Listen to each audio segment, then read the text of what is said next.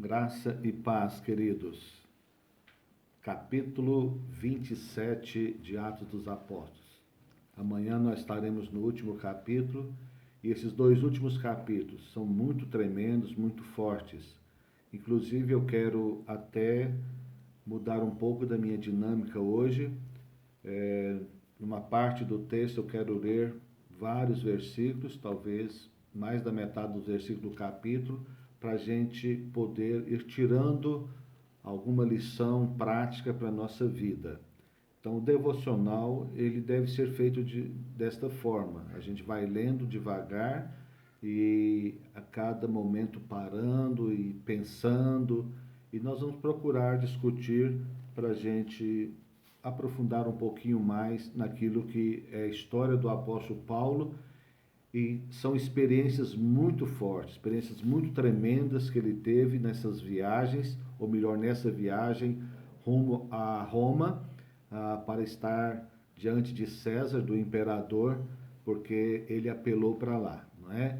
E ontem nós terminamos o capítulo com essa decisão. O rei Agripa então disse que Paulo podia ser solto, mas como ele apelou para César ele iria. E tudo começa na viagem, no capítulo 27, do versículo 1 ao 8, tem o embarque e o início da viagem. E Paulo não foi sozinho. A maneira que Paulo foi levado também é uma experiência e provoca uma experiência forte na vida dele, no ministério dele, diante de outras pessoas também. Então, Paulo, juntamente com outros presos, juntando todos, a tripulação e os outros presos com Paulo, os soldados que estavam e outras pessoas também que estavam ali, era um grande barco, né? Era muita gente, e Paulo, juntamente com o centurião, foi um centurião, que é uma pessoa de uma patente alta, que liderava aproximadamente 100 soldados. Então, certamente tinha esse número de gente cuidando de Paulo e de outros prisioneiros também que estavam ali viajando rumo a Roma. E chegou-se no primeira cidade onde fizeram a primeira parada. A Bíblia diz que Paulo teve um cuidado especial da parte deste homem que comandava os demais policiais e que permitiu ele, tratou Paulo com humanidade, essa expressão bíblica, tratou Paulo com humanidade e deixou Paulo ir visitar os seus amigos, estar com seus amigos, e ali certamente com seus amigos, irmãos, ele deve ter orado, deve ter louvado a Deus, passou um dia com eles, devem ter comido juntos, e Paulo certamente ali animou os irmãos e falou da sua experiência, que ele estava já há algum tempo na prisão, de tudo que ele passou, e fortaleceu os irmãos naquele lugar, e sem sombra de dúvida foi uma bênção para aqueles que estavam ali. E eles depois continuam a viagem, e diz o texto que a partir de agora começaram a enfrentar ventos mais fortes. Então, era ventos, o texto diz ventos contrários. Então, a navegação começou a ficar difícil, tiveram que navegar mais lentamente, mas eles tinham que seguir. E do versículo 9 ao 44, que é onde eu quero procurar me deter, eu sei que o nosso tempo não pode ser muito comprido aqui, não quero também fazer uma gravação comprida, mas quero extrair algumas coisas importantes para nós neste texto. E a viagem agora, do 9 ao 44, ela torna-se uma viagem mais complicada ainda, mais difícil e mais perigosa. E nós vamos olhando então alguns versículos aqui, ok? Versículo 9. Depois de muito tempo, tendo se tornado navegação perigosa, e já passado o tempo do dia de jejum, admoestava-os Paulo, dizendo-lhes: Senhores, Vejo que a viagem vai ser trabalhosa, com dano e muito prejuízo, não só da carga e do navio, mas também de nossa vida. Olha, eles já haviam jejuado porque os ventos estavam fortes, a viagem estava difícil, então ali muitos eram judeus e muitos religiosos, embora tivessem ali muitos prisioneiros, mas tinha a religião no sangue e eles praticavam jejum. E vendo a dificuldade, eles praticaram jejum e até também para economizar comida, porque a viagem estava difícil. Então é normal diminuir a ração diária para poder economizar, porque não tem uma previsão correta de quanto levaria. Versículo 11: Mas o centurião dava mais crédito ao piloto e ao mestre do navio do que ao que Paulo dizia. Claro, Paulo está dando conselho, mas entre um prisioneiro e aquele que conduz o navio, o proprietário do navio, é claro que o centurião ia dar mais crédito àqueles que comandam o navio, que estão acostumados a viajarem por ali e também são proprietários e não querem serem prejudicados, levarem prejuízos. Mas Paulo tinha uma sensibilidade, tinha direção de Deus, presença de Deus que os demais não tinham. Versículo 12: Não sendo o porto próprio para invernar, a maioria deles era de opinião que partissem dali, para ver se podiam chegar a Fenícia e aí passar o inverno, visto ser um porto de Creta, o qual olhava para o nordeste e para o sudeste. Então eles tinham oportunidade de parar em um determinado lugar, mas não era um lugar agradável para passar o inverno. Eles tinham que parar, esperar o inverno passar para dar sequência à viagem. Como era difícil viajar naquele tempo, né? Então tinha que esperar, né, os meses de inverno para depois seguir viagem. Mas eles acharam que ele não era muito bom, não era confortável e queriam um outro lugar que era lugar melhor. Soprando brandamente o vento sul e pensando eles ter alcançado o que desejavam, levantaram âncora e foram costeando mais de perto a ilha de Creta. Entretanto, não muito depois, desencadeou-se do lado da ilha um tufão de vento chamado Euroaquilão. Eles temaram em ir, não ouviram Paulo, e o vento foi piorando, dificultando mais, eles foram navegando devagar, mas chegou um momento que veio um tufão. Aquilo que Paulo previa, que Paulo receava, começou a acontecer. E sendo o navio arrastado com violência, sem poder resistir ao vento, cessamos a manobra e nos fomos deixando levar. É muito impressionante aqui que Paulo deu conselhos e não foi ouvido os seus conselhos. É muito importante nós pararmos aqui, porque muitas vezes Deus levanta alguém para nos dar um conselho e nós, às vezes, não prestamos atenção e não damos valor àquilo e podemos, de repente, nos deparar diante de um tufão que vem contra nós e nós podemos perecer e sofrer danos em função dessa teimosia ou falta de sensibilidade, perceber que Deus estava falando conosco. E eles tiveram que agora fazer o quê? Agora eles não tinham o que fazer, né? O texto diz que eles agora cessaram a manobra, eles não puderam fazer mais nada, não puderam manobrar, perderam o poder sobre a embarcação e deixaram levar pelo vento. Muitas vezes isso pode ocorrer na nossa vida. Pode ser que um momento nós chegamos numa situação de não podermos fazer nada, de dependermos completamente da decisão de Deus na nossa vida, principalmente quem tem fé, mas quem não tem fé deixa para que o acaso, né, para que o destino cuide da sua vida, porque tem hora que não temos o que fazer de fato, de verdade. Mas aqueles que creem, aqueles que confiam em Deus, como Paulo confiava, têm esperança. E nós entregamos nas mãos de Deus, mesmo que nós tenhamos errado, e mesmo que nós tenhamos falhado, Deus é amor, Deus é bom e Deus cuida de nós. Claro que há consequências diante dos nossos erros, das nossas falhas, mas se nós voltarmos e confiarmos em Deus, Deus cuidará de nós seguramente. Versículo 16. Passando sob a proteção de uma ilhota chamada cauda, a custo conseguimos recolher o bote. Com muita dificuldade, eles, depois de um certo tempo, conseguiram pegar o bote para ver se podiam escapar.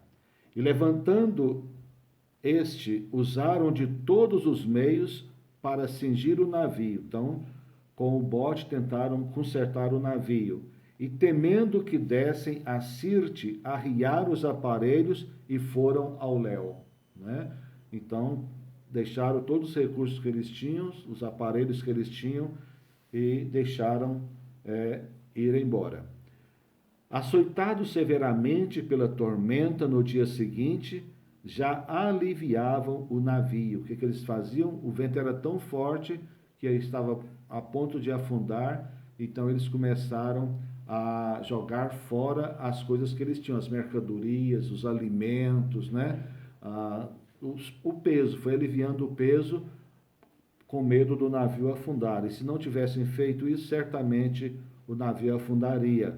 Isso também é para nós uma lição. Muitas vezes o barco da nossa vida está afundando por causa do vento forte e nós temos que abrir mão de coisas que consideramos importantes, coisas de valor, para não afundar, para o nosso barco não afundar e para não perecermos.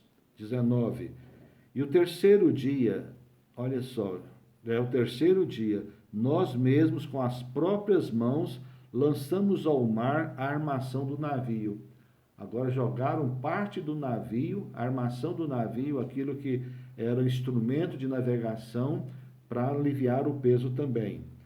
E não aparecendo, havia já alguns dias, nem sol nem estrelas, caindo sobre nós grande tempestade, dissipou-se afinal toda a esperança de salvamento. Olha a tempestade de dias. Não via sol, não via estrela, tudo escuro, em alto mar, muita chuva, todo mundo molhando, um frio certamente terrível. Perdeu-se completamente a esperança. Agora eles não tinham mais esperança, né? Havendo todos estado muito tempo sem comer, o povo estava sem comer, economizando comida, Paulo, pondo-se em pé no meio deles, disse: Senhores, na verdade era preciso terem me atendido e não partir de Creta. Paulo chama a atenção deles: olha, eu falei com vocês, vocês não me deram atenção, deveríamos ter feito isso, mas como não foi feito, para evitar esse dano e para evitar essa perda, aí em 22 ele diz: mas já agora vos aconselho bom ânimo. Paulo não ficou acusando eles, Paulo só refrescou a memória deles, para que na próxima orientação que Paulo desse, eles dessem um pouco mais de valor às palavras de Paulo, porque nós às vezes fazemos isso, né? Às vezes nos damos mal porque não ouvimos um bom conselho, não ouvimos a orientação de uma pessoa mais madura, orientação dos nossos pais, orientação de líderes, de conselheiros, discipuladores, e às vezes nós somos teimosos, sim. E acontece isso que aconteceu com essa turma. Mas Paulo, cheio da presença de Deus, cheio do amor de Deus, ele traz uma nova orientação.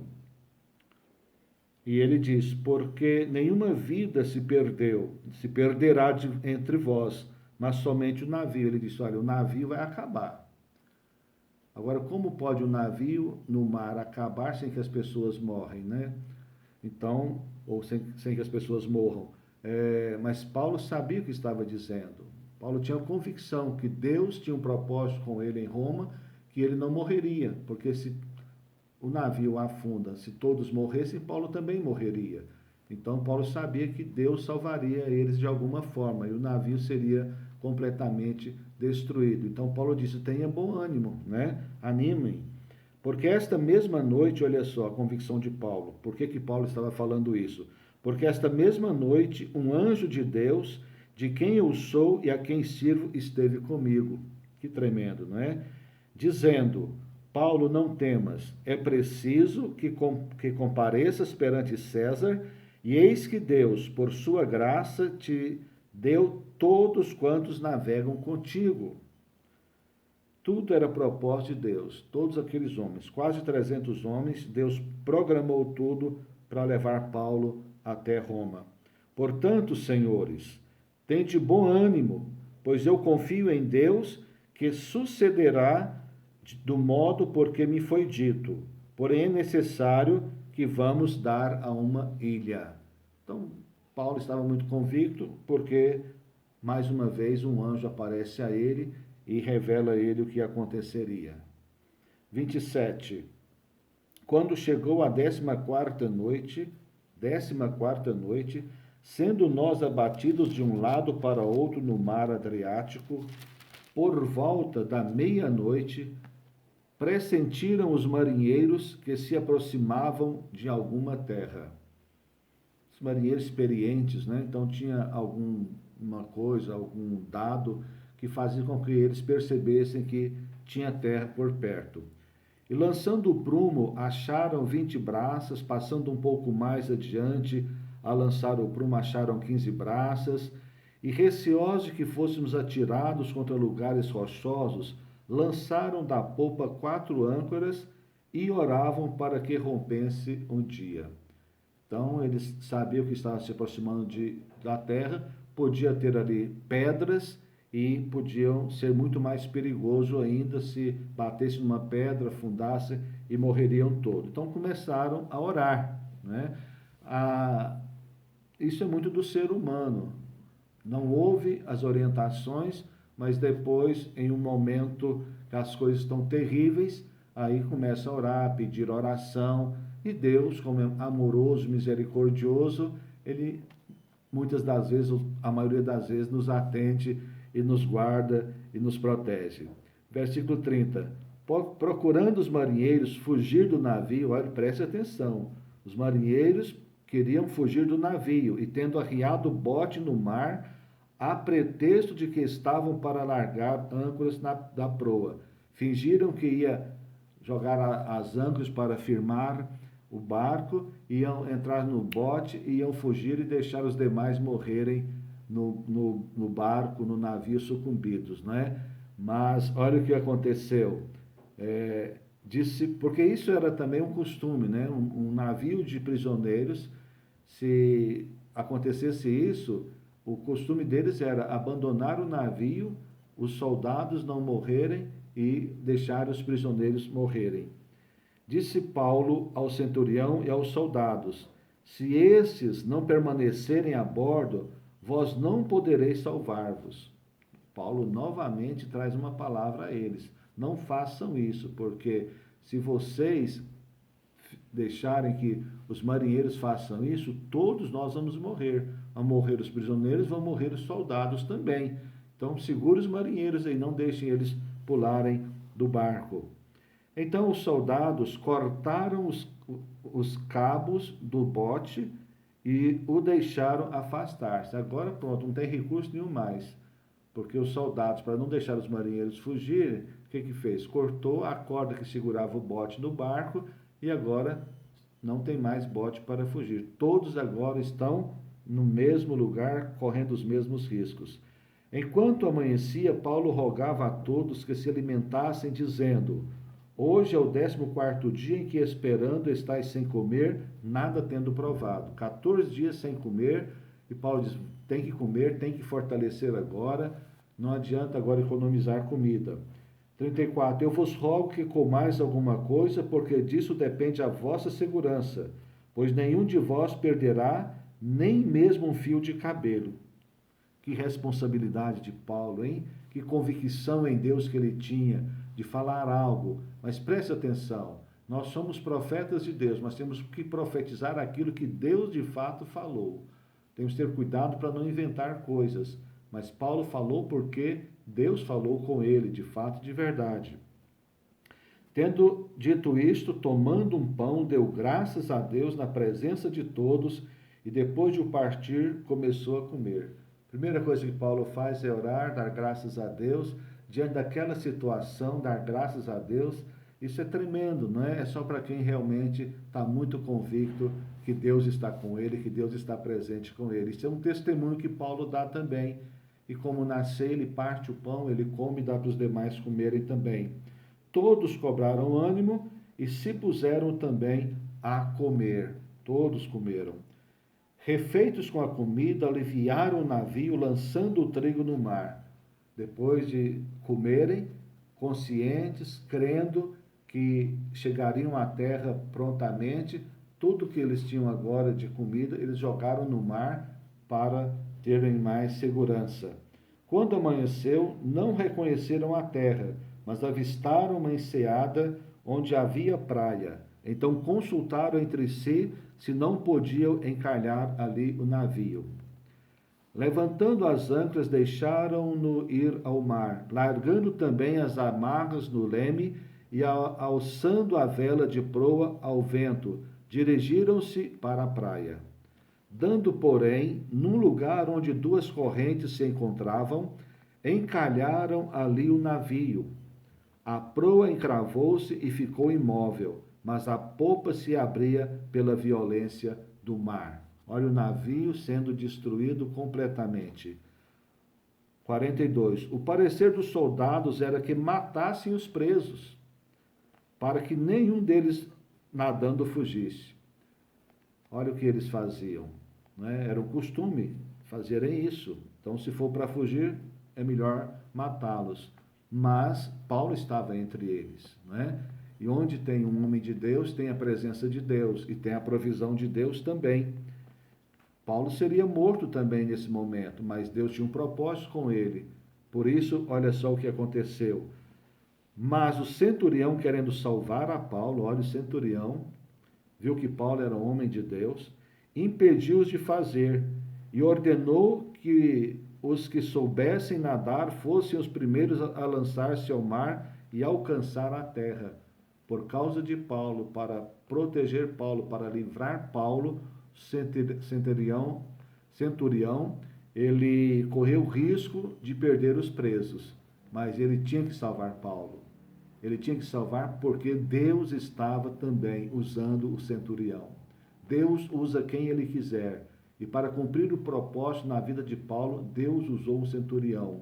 Usou um militar que não era judeu, que não era cristão, que era um gentio, mas que Deus usou para guardar e proteger a vida de Paulo, para cumprir o propósito de Paulo, conforme Deus havia orientado. E o último versículo 44. Quanto aos demais que se salvassem, uns em tábuas e outros em destroços do navio. E foi assim que todos se salvaram em terra. Então o capítulo termina desta maneira. Apesar de tanta dificuldade, de tantos ventos contrários, de tantas situações difíceis, de um tufão contra eles, né? Tempestades terríveis contra as suas vidas, terem necessidade de perder tantas coisas, perderam tudo, de perder o próprio navio, sabe? Conclui-se a presença e a proteção de Deus em tudo isso por causa da presença de um homem. Nós podemos tirar muitas lições desse texto. Em função do tempo, não dá para a gente ficar com minúcias, mas algumas coisas nós tiramos aqui enquanto estávamos lendo e comentando. Eu sei que você lendo na sua casa, você vai tirar muito mais coisas, Deus vai falar com você. Mas é importante nós entendermos pelo menos esta última coisa. Não importa o barco, não importa o navio, não importa quem esteja ao seu lado, não importa a viagem que você está fazendo, a sua vida é uma viagem, não é? A sua vida é um barco, esse mundo é um mar, as tempestades existem, não importa, se você está em comunhão com Deus, compromissado com Deus e Deus com você, essa aliança com Deus, Deus vai conduzir sua vida. Deus não vai impedir que um monte de coisas não aconteçam, mas Ele vai permitir para contribuir com o bem da sua vida para te abençoar. Creia nisso, creia na palavra de Deus, tenha fé e nestes dias, com certeza, Deus há de te abençoar, abençoar a sua casa, abençoar a sua família, em nome de Jesus. Amém? Deus te abençoe e até o capítulo 28.